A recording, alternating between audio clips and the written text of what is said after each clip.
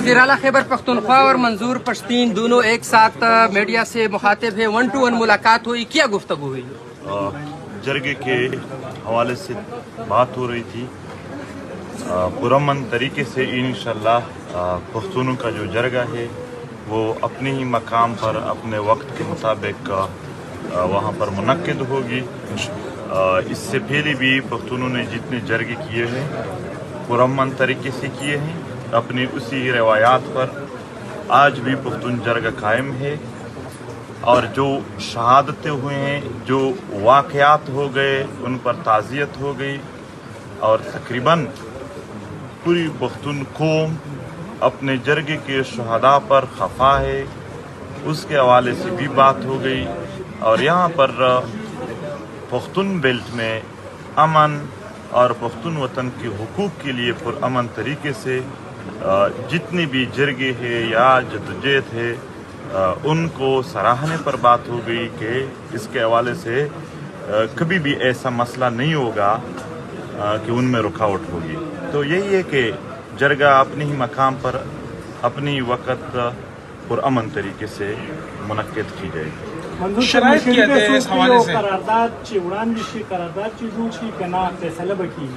سنگا مشری به سوق کې د جرګي او قرارداد به کیږي په هغه باندې عمل کیږي کنه ګوره جرګه د پښتون وطن روایت دي.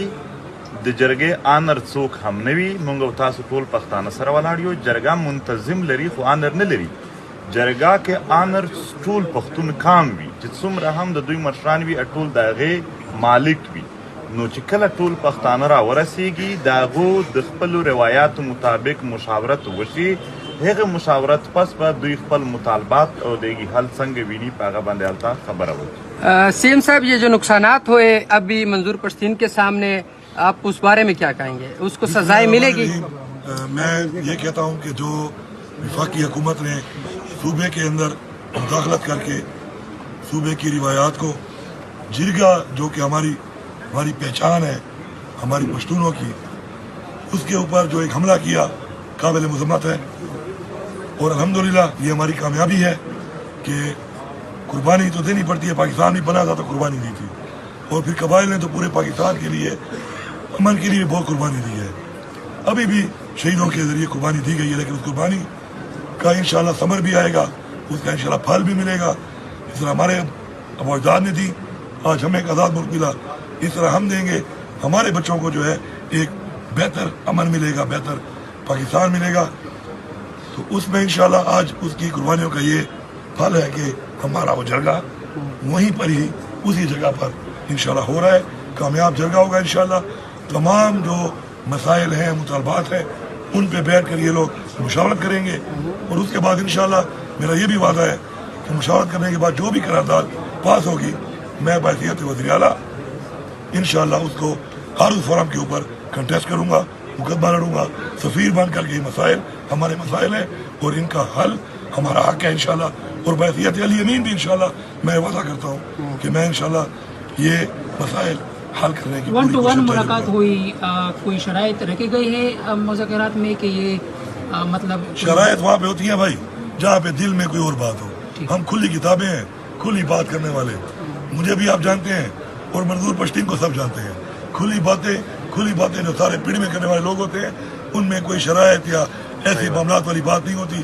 ہاں کچھ مشورہ ہوتا ہے, کچھ مشورہ ہوا ہے انشاءاللہ اور وہ اس کے حساب سے ہوا ہے کہ جگہوں کو کس طریقے سے انشاءاللہ, کیونکہ میں میزبان ہوں آپ, کس طریقے سے میں آپ اس طرح سے دے کے ہماری یہ دعا اور کوشش ہے کہ ہم سب لوگ جو یہاں پہ ہیں اللہ ہمیں کامیاب کرے. جو مہمان آ رہے ہیں یہاں پہ ان کی اچھی میزبانی ہو, اللہ ان کو خیر سے لائے اور خیر سے ان کو بھی گھر لے جائے اور اس جگہ کے جو مطالبات ہیں جو مقصد ہے انشاءاللہ اللہ اس میں کامیابی دے. منظور پشتین سے کیا مطمئن ہے آپ اس جرگہ ہماری روایت ہے اور ہم کریں گے.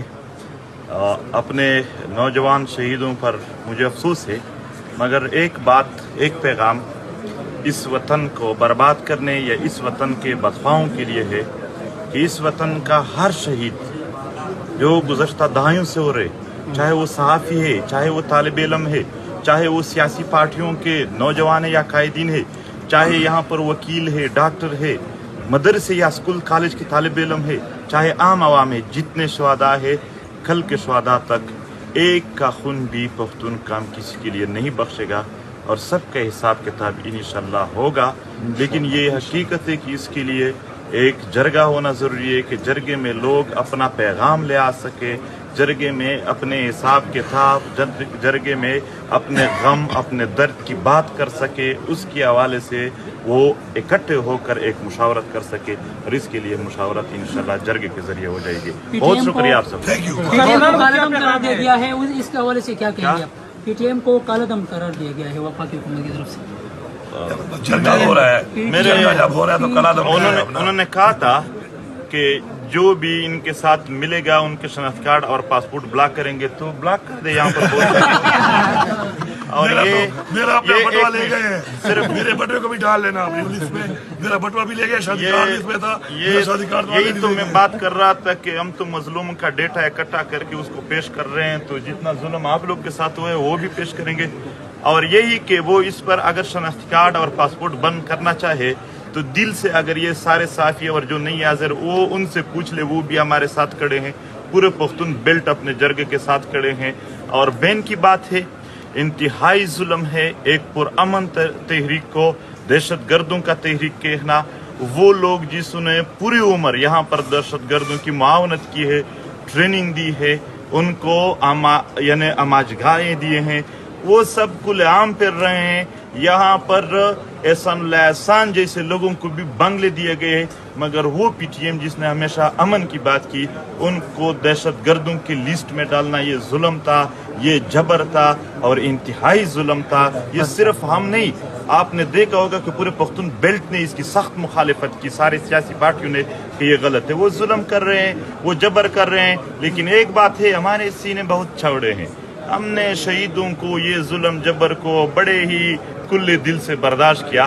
ان کے لیے یہ پیغام ہے کہ ایسا نہ ہو کہ جب آپ کی باری آ جائے تو آپ کی چیخیں آسمان تک پہنچ جائیں.